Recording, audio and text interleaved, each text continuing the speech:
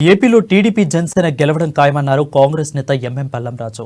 అయితే టీడీపీ కూటమిలో బీజేపీ వాళ్లతో జత కడుతుందో లేదో అని తెలియదేయని స్పష్టం చేశారు. ఏపీలో కాంగ్రెస్ పార్టీని అధిష్టానం నిర్లక్ష్యం చేయదని, పార్టీని బలోపేతం చేయడానికి కృషి చేస్తున్నట్లు వెల్లడించారు. ఇక టీడీపీ కూటమికి కాంగ్రెస్ సపోర్ట్ అంశం అధిష్టానం చేతిలో ఉందని వెల్లడించారు కాంగ్రెస్ నేత పల్లంరాజు. క్రౌడ్ ఫండింగ్ ఇనిషియేటివ్ ఏదైతే మేము స్టార్ట్ చేస్తామో దాన్ని కూడా ప్రజల్లోకి తీసుకువెళ్ళాలి అనేది నిర్ణయం కూడా ఇలాంటి తీసుకోవడం జరిగింది. అయితే ఆత్మ పరిశీలన కూడా జరిగింది.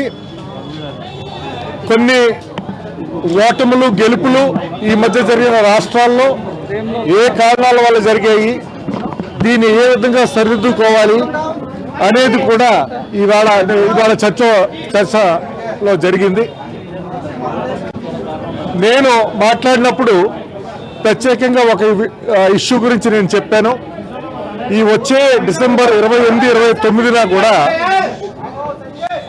కాకినాడలో 100వ అంటే సెంటినరీ సెలబ్రేషన్ అంటే 1923లో భారత జాతీయ మహాసభ 38వ ఇండియన్ నేషనల్ కాంగ్రెస్ మహాసభ జరిగింది.